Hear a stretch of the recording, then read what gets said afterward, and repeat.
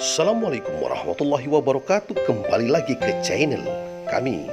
Selamat datang Sugeng Rawo. Tentu saja dalam cerita rakyat, berita rakyat, amalan rakyat di Nusantara ini. Tentu saja kami kemas dalam sebuah berita, informasi yang menarik agar bermanfaat untuk kita semua.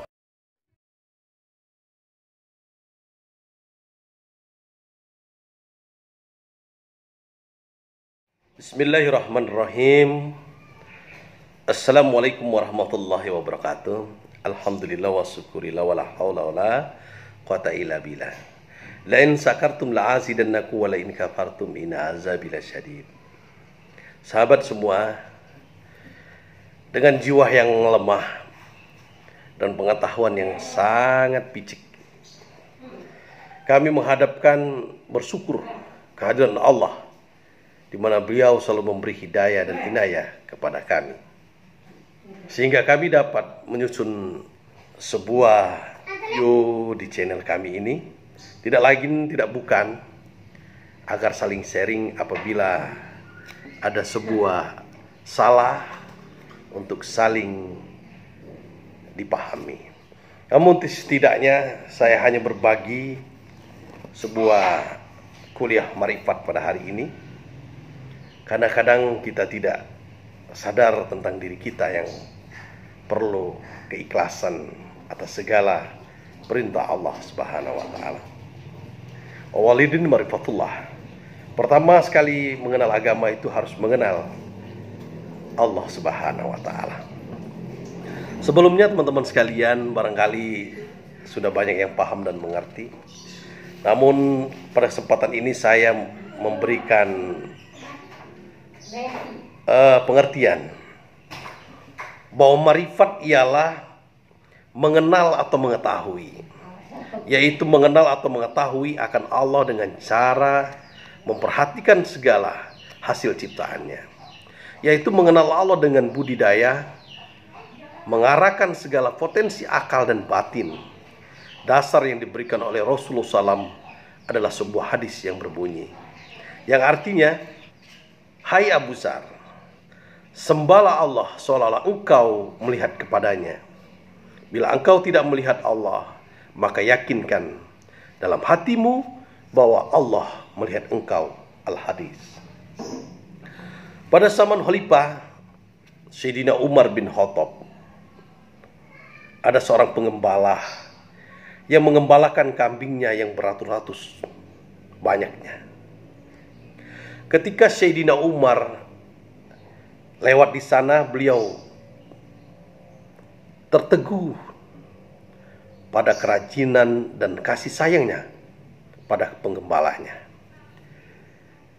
Yang di samping itu ia sangat bertanggung jawab atas kambing-kambing itu. Sebab itu Sayyidina Umar yang menyamar sebagai orang biasa memanggil pengembala itu dan menanya, "Wahai anak, aku sangat tertarik pada kambing-kambingmu ini. Bolehkah aku beli seekor?" "Jangan tuan, ini bukan kambing saya, namun punya majikan saya," jawab pengembala. Sayyidina Umar berkata, "Kalau dijual seekor saja, tentu majikmu tak akan tahu." Dengan cepat tetapi tegas dan tepat disambutnya kalimat Sayyidina Umar yang bertanya itu. "Fa innallah ya sayyid." Kalau begitu, di mana Allah ya Tuhan? Kalau begitu, di mana Allah ya Tuhan? Serasa disambar petir, telinga Sayyidina Umar kala itu terpesona oleh daya takwa dari pengembala kambing itu. Beliau mengerti bahwa kalau majikan nggak tahu, pasti Allah menyaksikan apa yang dilaksanakan manusia, sekalipun itu baru terlintas di hati.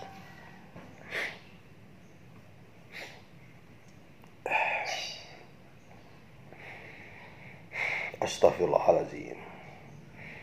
Astagfirullahaladzim. Sahabat semua, Kita sering tidak sadar ketika kita diberi oleh Allah harta dan jabatan. Ketika kita diberikan oleh Allah sebuah kesempatan, kita kadang-kadang lupa bahwa seorang pengembala kambing saja yang membuat Umar menangis. Ketika Umar mengujinya dengan seakan-akan membeli satu ekor saja. Tapi jawabannya dengan tegas. Kalau begitu di mana Allah ya Tuhan? Ada lagi kabar dari Al-Quran yang artinya berbunyi, dan barang siapa yang buta di dunia ini tidak melihat Allah, buta pula kelak di akhirat, bahkan jauh tersesat jalannya. Surat Al-Hajj ayat 46. Artinya sesungguhnya bukan matanya yang buta, tetapi mata hatinya lah yang buta, yang berada di rongga dadanya. Dengan meripat kepada Allah, hati nurani manusia akan selalu dekat kepada Allah. Timbul rasa cinta, penuh harap dan ketentraman, penuh kegembiraan yang tidak bersumber dari keduniawian. Sebab sabda Nabi Muhammad SAW yang artinya, kecintaan akan dunia itu adalah pangkal dari segala dosa kejahatan. Yang diharapkan oleh ahli marifat ialah hidup ikhlas, memohon ridho Allah saja, tanpa pamrih, yang mengakibatkan pamrih yang mengakibatkan manusia akan kotor jiwanya, yang menjauhkan diri dari Allah Subhanahu wa taala. Di samping itu ahli marifat mengajak menjauhkan diri dari sifat-sifat yang tidak baik, yaitu riya, ingin pujian dari segala tindakannya, sifat ujub, merasa alim cukup ilmu dan amal, yang menjurus kepada kesombongan dan kecongkaan, serta angkuh kepada sesamanya. Adapun sifat-sifat yang jahat seperti itu adalah menuju egoisme, padahal hidup adalah pengabdian, mengabdi kepada Allah Subhanahu wa taala. Firman Allah yang berbunyi, "Wa ma khalaqtul jinna wal insa illa liya'budun." Yang artinya, tidak aku jadikan jin dan manusia kecuali hanya untuk menyembah atau mengabdi padaku. Tuhan tidak beruntung disembah manusia atau tidak, tapi dengan mengerjakan perintah Allah, maka akan terciptalah kebahagiaan dan kemakmuran manusia itu sendiri. Contohnya perintah Allah, berbuatlah baik kamu wahai manusia, semana aku Allah berbuat baik kepadamu. Kalaulah Allah tidak berbuat baik kepada kita, barangkali udara sudah diambil Allah. Baru diuji oleh Allah dengan datangnya sebuah penyakit corona yang sampai saat ini belum ada obatnya. Teman-teman sekalian, tentu saja ini sebagai pembuka dalam bermarifat kepada Allah. InsyaAllah di kemudian hari dalam menyambut berbuka puasa Ramadan 1441 Hijriah ini akan kita sambung kembali.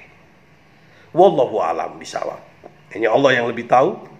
Saya hanya hamba yang sangat hina dan mencoba untuk menjadi lebih baik dan merasa berdosa akan atas perbuatan-perbuatan yang sebelumnya. Semoga sahabat semua menjadi orang-orang yang mengenal Allah Subhanahu wa taala. Awwaluddin marifatullah. Terima kasih. Tetap setia di channel kami ini.